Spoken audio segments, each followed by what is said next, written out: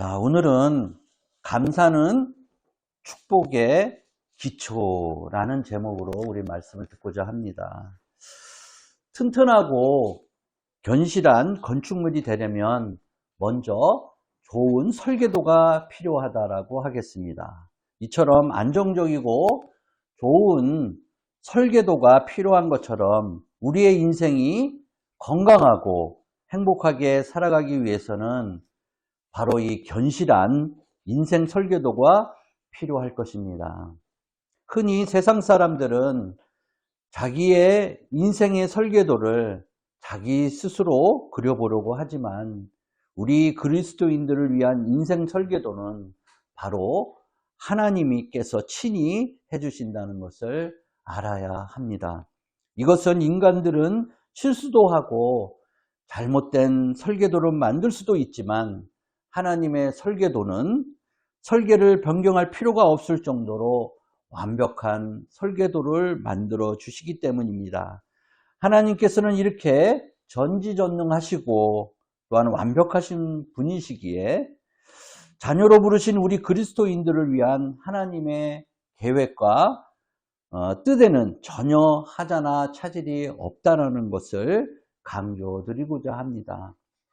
단지 우리가 어리석어서 하나님 뜻을 바로 깨닫지 못하고 또한 이해하지 못하는 것이 문제일 뿐입니다. 따라서 우리는 기도와 말씀 생활을 통해서 그 하나님의 뜻을 바로 깨닫고 순종하려고 노력해야만 하고 기도하며 하나님께 헌신해야 할 것입니다. 따라서 우리 그리스도인들은 모두가 예수 그리스도를 기초로 삼은 지혜로운 건축자가 되어야만 할 것입니다. 우리가 인생을 살다 보면 인생의 위기를 맞이할 때가 너무나도 많이 있습니다. 어떤 이는 질병으로 얼마 살지 못하고 죽을 것이라고 하는 사형 선고를 받기도 하고 최근에 발생했던 코로나와 같은 질병으로 인해서 개인이 아니라 국가적인 위기를 맞이하기도 합니다. 또한 바다가 항상 잔잔하지 않듯이 하늘도 항상 맑고 밝지만은 않다라는 점입니다. 이와 같이 우리의 삶에도 큰 풍랑과 파도가 엄습할 때가 많이 있고 수없이 많은 고난이 있다는 사실은 기독교 신앙에 있어서 분명히 하나의 큰 도전을 예시하고 있다라고 할 것입니다. 또한 많은 사람들은 각자의 인생 속에서 여러 가지 고난을 만나게 되면 왜 하필 이런 일이 나에게 주어졌을까 하고 때로는 하나님을 원망하거나 또한 불평하기도 합니다. 그러나 우리가 데살로니가전서 5장 18절 말씀과 같이 우리는 범사에 감사하라는 말씀을 되새기며 살아야 될 것입니다. 우리들은 기쁘고 좋은 일을 맞이할 때뿐만 아니라 또한 어려운 일을 당할 때에도 하나님께 감사해야 하는 것은 하나님은 슬프고 힘든 일을 통해서 우리들의 연약함을 깨닫게 하여 주시고 또한 기도하게 만드시고 또한 겸손한 마음과 생각을 갖게 하시며 우리의 악한 영혼을 치료하고 계시기 때문이라 할 것입니다. 영국의 역사가 아놀드 제이 토빈스는 인간의 역사는 도전에 대한 응전으로 이루어진다라는 말을 했습니다. 이처럼 고난도 이와 같다라고 할 것입니다. 고난이 다가올 때 피하려고 해서는 안 되고 이를 극복하겠다라는 자세를 취한다면 고난은 오히려 축복으로 변하게 될 것입니다. 고난이 우리에게 주는 유익은 우리의 영혼이 살아 숨쉬게 하는 그런 역할을 하기 때문입니다. 사람의 몸은 외부에서 병균이 침투하게 되면 피 속에 있는 백혈구가 침투한 병균과 싸운다라고 합니다. 어떤 때는 상처가 누렇게 고름이 끼게 되는 것도 이것도 바로 백혈구가 싸워서 죽은 흔적을 우리들에게 보여주고 있는 것이라고 할 것입니다. 이처럼 그리스도인들은 고난 속에서 철저하게 하나님을 의지하는 법을 배워야 된다는 점입니다. 유대인은 유대인의 고난의 역사가 만들었다라는 말이 있습니다. 이는 그들의 역사가 바로 고난의 역사였기 때문에 여호와 하나님을 의지하여야만 했었고 주신 성경 말씀대로 살아야 하는 그런 지혜를 배우게 되었기 때문이라는 것입니다. 또한 속담에 가마불로 구워낸 도자기는 결코 그 빛을 잃지 않는다라는 말이 있습니다. 이와 같이 불로 연단된 인격체는 영구히 변하지 않는다는 것을 말하고 있는 것입니다. 또한 깊고 험난한 바다는 유능한 선장을 만들게 하며 온실에서 자란 화초보다 눈과 비 그리고 바람을 겪으며 자란 들꽃이 생명력이 더욱더 강하다라는 것을 우리는 알고 있습니다. 그리고 자신의 몸을 녹이고 쓰라린 아픔을 겪은 진주가 인간에게 가장 귀한 진주로 탄생될 수 있다는 것이며 뜨거운 물을 통하지 않고는 바로 정금이 될 수 없듯이 우리의 인생도 고난의 때를 현명하게 지나지 않고서는 진정한 거룩한 품성을 가진 하나님의 자녀로 거듭날 수 없다라는 것을 말하고자 하는 것입니다. 오늘 본문의 말씀은 생사간의 큰 위기에 봉착한 사람이 기록되어 있는 그런 구절입니다. 그는 유다의 히스기야 왕입니다. 히스기야는 이사야 선지자를 통해 병들어 죽게 된다는 소식을 듣게 되었고 지금 나라는 아수르의 침략을 당하고 있는 시점이었습니다.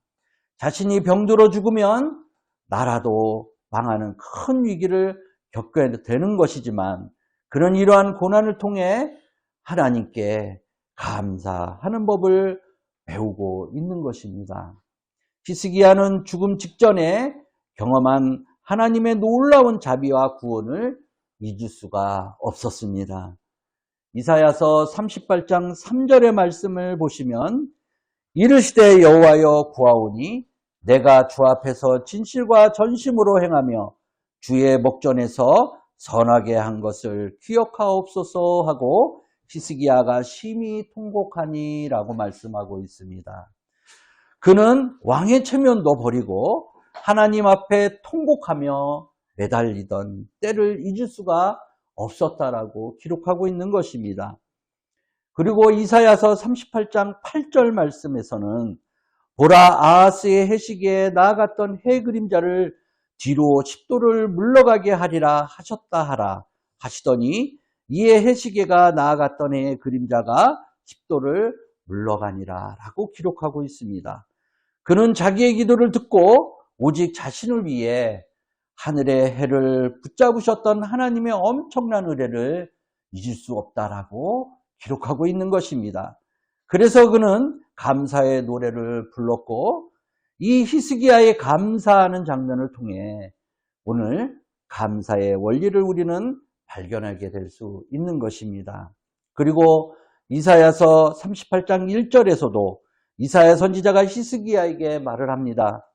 그때 히스기야가 병들어 죽게 되니 아모스의 아들 선지자 이사야가 나아가 그에게 이르되 여호와께서 이같이 말씀하시기를 너는 내 집에서 유언하라 내가 죽고 살지 못하리라 하셨나이다 라고 말을 합니다. 우리들의 인생은 죽음을 망각하고 있으나 죽음은 인간을 잊어버리지 않고 반드시 한 번은 찾아오기에 인류 최대의 비극과 슬픔이 우리들에게는 존재하게 되는 것입니다. 히스기야는 그 당시 29세의 젊은 나이에 유다의 왕이 되어서 10년간 통치를 하는 그런 왕이었지만 그에게는 어김없이 죽음의 그림자가 찾아왔고 자기 인생에서 가장 큰 고통의 순간을 맞이하게 되었다라는 것입니다. 그 고통으로 처음에는 히스기야는 자기의 처지를 철저하게 한탄했을 것입니다. 이사야서 38장 11절의 말씀을 보면 내가 또 말하기를 내가 다시는 여호와를 뵙지 못하리니 산자의 땅에서 다시는 여호와를 뵙지 못하겠고 내가 세상의 거민 중에서 한 사람도 다시는 보지 못하리라 하였도다 라고 말을 합니다. 히스기야는 반복해서 내가 다시는이라고 세 번이나 반복하며 여호와 하나님과 사람을 보지 못하게 된 것을 절망적이고 억울하게 생각하고 있는 그런 구절을 표현하고 있습니다. 그리고 12절과 13절에서도 조속간에 나를 끝내시리라 라고 두 번이나 강조를 하며 인생의 한창 때에 죽게 된 것을 서러워하는 그런 말 표현을 하기도 합니다. 우리들은 여기에서 히스기야의 탄식에 충분히 공감할 수 있을 것입니다. 인간적인 관점에서 이것은 아주 큰 좌절과 절망이기 때문입니다. 그러나 히스기야는 한 가닥의 희망에 자기의 생명을 걸었습니다. 바로 이사야서 38장 14절에서 그는 기도하기 시작합니다. 나는 제비같이 학같이 지적이며 비둘기같이 슬피 울며 내 눈에 새하도록 앙망하나이다. 여호와여 내가 압제를 받았사오니 나의 중보가 되옵소서라고 간절히 기도하고 있습니다. 기도는 우리의 망가져버린 상태를 수선할 가장 좋은 도구입니다. 기도는 우주를 움직이는 엄청난 힘에 우리들을 연결시키는 그런 방법인 것입니다. 히스기야는 살아날 마지막 방법으로 바로 이 기도를 선택한 것입니다. 그런데 히스기야의 기도는 보통 기도가 아니었다는 점입니다. 이사야서 38장 2절에서 말씀을 보면 히스기야가 얼굴을 벽을 향하고 여호와께 기도하며 라고 말을 합니다. 그는 얼굴을 벽을 향한 채 하나님께 대한 전적으로 의존의 자세를 갖추고 바로 이 사생결단의 기도를 드렸고 울면서 기도했으며 눈이 희미해질 때까지 기도했다라는 점입니다. 이사야서 38장 또한 15절의 말씀을 보면 주께서 내게 말씀하시고 또 친히 이루셨사오니 내가 무슨 말씀을 하오리까 내 영혼의 고통으로 말미암아 내가 종신토록 방황하리이다 라고 말을 합니다. 그는 서원기도까지 했다라는 것입니다. 내가 종신토록 방황하리라 라고 말을 합니다. 이 말은 생명이 끝나는 그날까지 겸손히 행하겠다라고 하는 그런 말인 것입니다. 이처럼 우리의 기도에도 간절함이 포함되어 있어야만 합니다. 간절한 기도는 바로 하나님을 일하시게 만들기 때문입니다. 드디어 하나님께서 이 히스기야의 기도를 듣고 기도에 반응하시게 됩니다. 이사야서 38장 5절로 6절의 말씀입니다. 내가 내 기도를 들었고 내 눈물을 보았노라. 내가 내 수완에 15년을 더하고 너와 이 성을 아수르 왕의 손에서 건져내겠고 내가 또 이 성을 보호하리라 라고 하나님께서 말씀하십니다. 하나님은 히스기야의 기도에 반응하여 그의 수명을 무려 15년이나 연장시켜 주었을 뿐만 아니라 성을 보호해 주시겠다라고 약속까지 덤으로 허락해 주셨습니다. 그리고 하나님은 그의 약속의 신실함을 나타내시기 위해서 히스기야 선왕이었던 아하스의 해식의 해의 그림자를 뒤로 10도로 물러가게 하는 증거까지 히스기야에게 보여주셨다라는 것입니다. 덤까지 주시는 바로 이 하나님이시며 또한 증거까지 확실하게 보여주시는 하나님이시라는 것입니다. 참으로 하나님은 선하시고 그 인자하심이 영원하시다 할 것입니다. 히스기야는 이 하나님의 선하심과 인자하심을 확인하자 그 마음속에 뜨거운 감사가 불타오르게 되었습니다. 이사야서 38장 17절로 20절의 말씀은 병이 낫기 전에도 불구하고 히스기야가 하나님께 뜨거운 감사를 표현한 바로 그 글이 기록되어 있습니다. 우리들은 여기에서 몇 가지 감사의 원리를 발견하게 됩니다. 첫째는 감사는 하나님의 은혜를 깨닫는 자만이 감사할 수 있다라는 것입니다. 17절에서 히스기야는 말을 하고 있습니다. 보옵소서, 내게 큰 고통을 더한 것은 내게 평안을 주려 하심이라 라고 말을 합니다. 이 고백은 참으로 큰 깨달음을 주는 것입니다. 즉 큰 고통은 하나님의 은혜로부터 비롯된다는 말을 하고 있는 것입니다.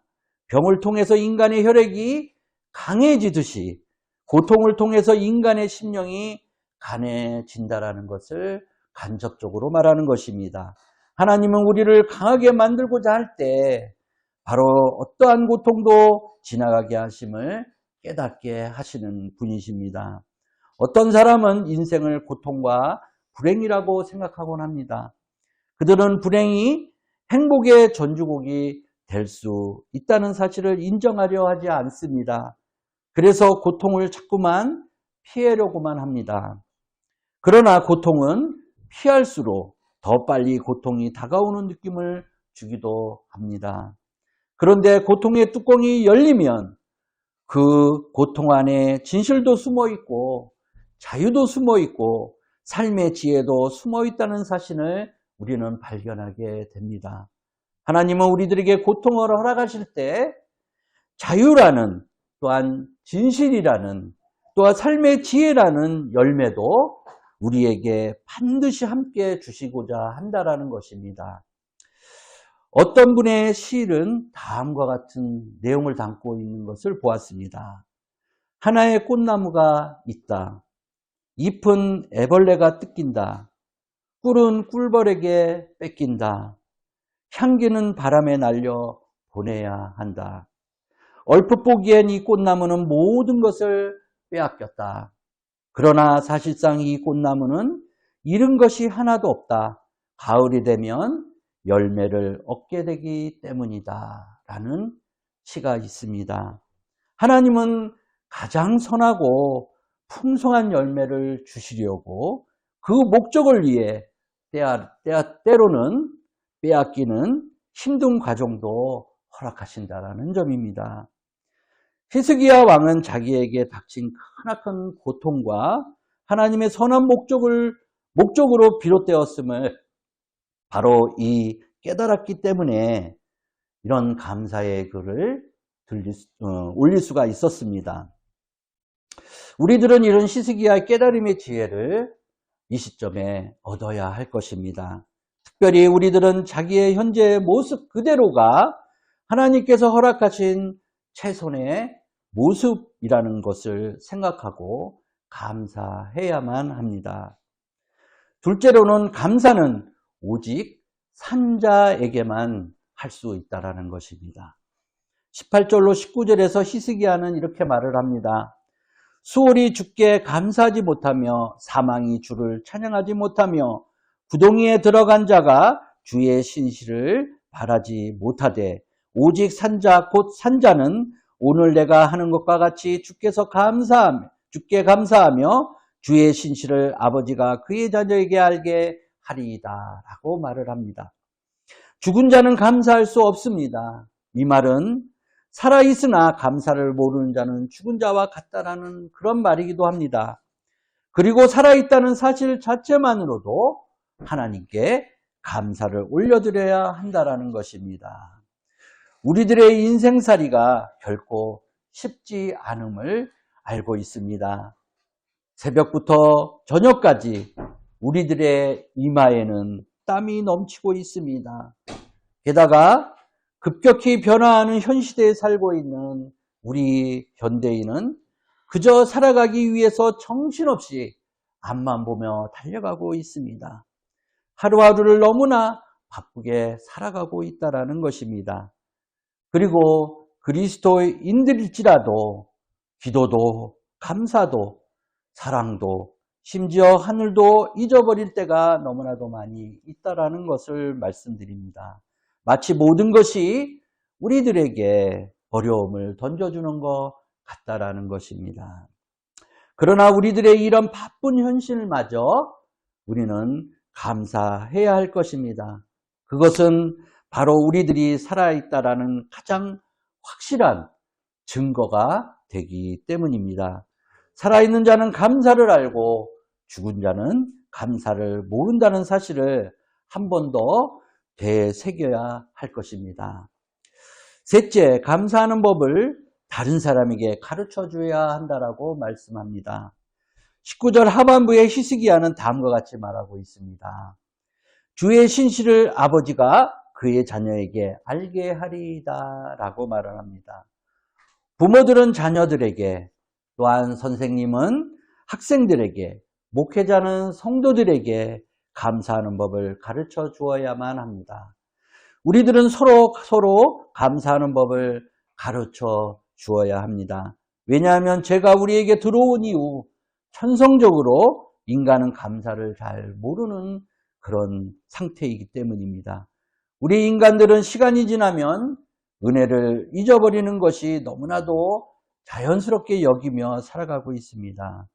감사를 모르는 인생의 모습은 마치 들꽃과 같아서 가만히 놔두면 그들의 마음속에 배은만덕이 자라나게 된다는 것입니다. 그러나 감사하는 모습은 장미와 같이 물도 주고 정성스럽게 기르고 또한 사랑하고 가꾸어야 합니다. 우리들은 감사하는 습관을 끊임없이 마음속에 키워나가야만 한다라는 점입니다. 하나님께서 순간적인 감사가 아닌 영원한 감사를 우리들은 드려야 할 것입니다. 히스기야께서 20절에서 히스기야는 이렇게 말을 합니다. 여호와께서 나를 구원하시리니 우리가 종신토록 여호와 전에서 수금으로 나의 노래를 노래하리로다 라고 말을 합니다. 히스기야는 여기에서 종신토록, 즉 죽을 때까지 하나님께 감사 찬양을 드리겠다라고 고백하고 있으며 그는 감사 없이는 살 수 없다는 것을 바로 깨달았다라는 것입니다. 그래서 히스기야는 항상 감사하는 삶을 살았으며 일생 하나님의 은혜에 빚진 자로 살아가겠다라고 고백을 하고 있는 것입니다. 순간순간마다 전적으로 하나님께 의지하며 그분의 무한한 은혜에 감사하는 여러분이 되시기를 주님의 이름으로 축원합니다. 그리고 고통이라는 것은 인생들의 깨달음을 감싸고 있는 껍질을 깨는 도구라고 생각합니다. 고통이란 여러 인생들의 병든 자를 고치는 의사의 쓴잔이라고도 말씀드리고자 합니다. 그러므로 위대한 의사인 하나님을 믿고 묵묵히 그 잔을 마셔야 하는 우리가 되어야 할 것입니다. 주님, 그 쓴 잔을 나에게 주십시오. 감사합니다. 주님, 이 쓴 잔을 나에게 허락해 주심에 감사합니다. 라고 여러분들 감사의 고백을 하는 여러분들이 되시기를 바랍니다. 조선일보에 이규태 논설위원이 계셨습니다. 그의 글에서 한국인이 가지고 있는 공통적인 병은 바로 감사 결핍증이 있다라고 지적하고 있습니다. 한국인들은 어느 가게에 물건을 사가지고 돌아설 때 감사합니다라고 말을 하는 대신에 또 오십시오라고 이기적인 인사를 하기도 한다라고 합니다. 또한 아이들에게 장난감을 사주면서 부모에게 고맙습니다라고 하는 말 대신에 신난다라는 말을 먼저 한다라는 것을 이 기자는 지적하고 있습니다. 그러나 서양 사람들은 일상적으로 가장 많이 쓰는 용어가 50개 중에서 28%가 바로 이 감사하다는 말을 표현한다라고 조사하고 있다는 것입니다.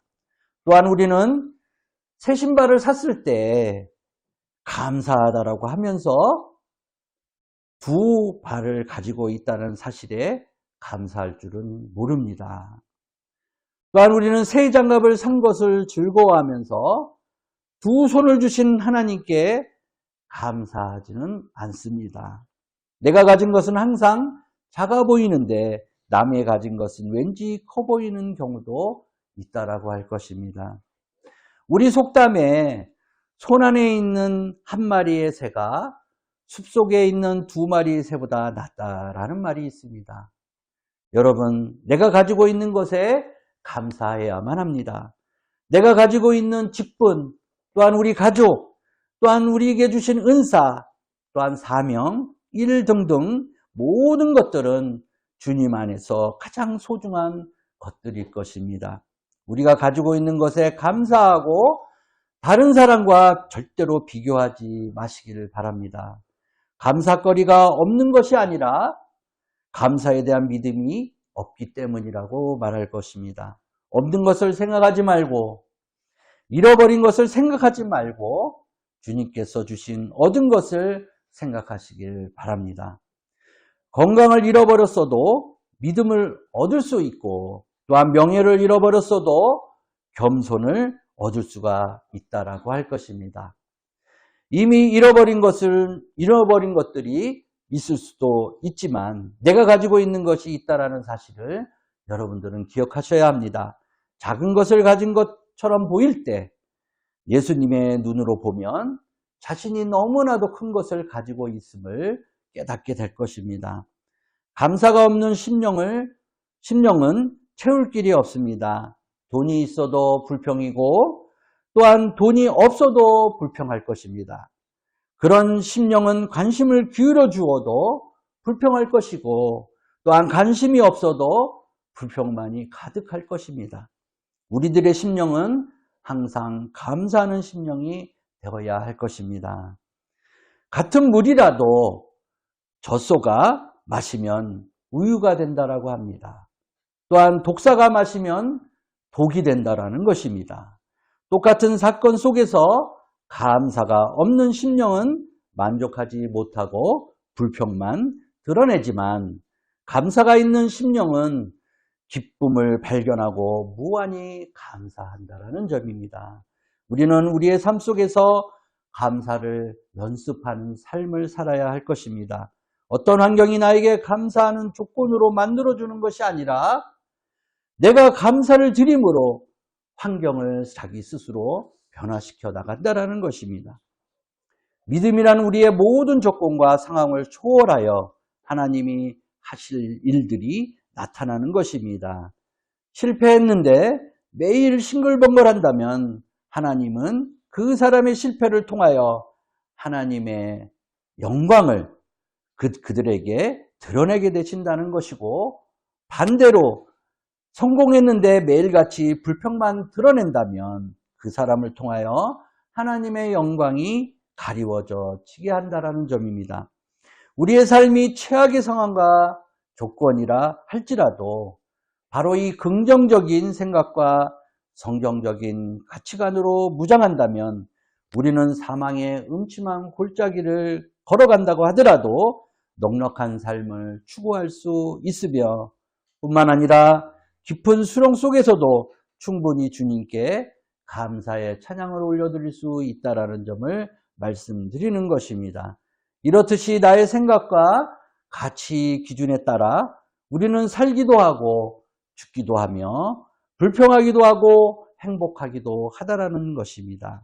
우리는 어려운 문제나 또한 환경 때문에 힘들고 어려운 것이 아니라 그런 삶이 힘들고 불평하다라고 생각하는 이 잘못된 기준과 세속적인 가치관 때문에 우리들이 힘들고 고통 속에 살아간다라는 것을 말씀드리는 것입니다. 사도 바울을 보면 신라와 함께 감옥에서도 이 둘이 이중창으로 찬송의 하모니를 이루지 않았습니까? 문제는 감옥이냐 궁궐이냐가 아니라 우리 마음과 생각의 방향이라는 점을 말씀드리는 것입니다. 우리의 지나간 삶을 회고해보면 하나님은 결코 우리들에게 인색하지 않으셨습니다. 하나님께서 붙들어 주셨기 때문에 우리가 지금 이 순간에 있는 것이라는 점입니다. 우리들은 이 은혜를 깨닫고 올 한 해 열매를 드림으로 물질과 또한 시간을 드림으로 그리고 온몸 전체를 드림으로 하나님께 감사하는 삶을 살아야 할 것입니다. 감사는 산자에 마땅한 도리입니다.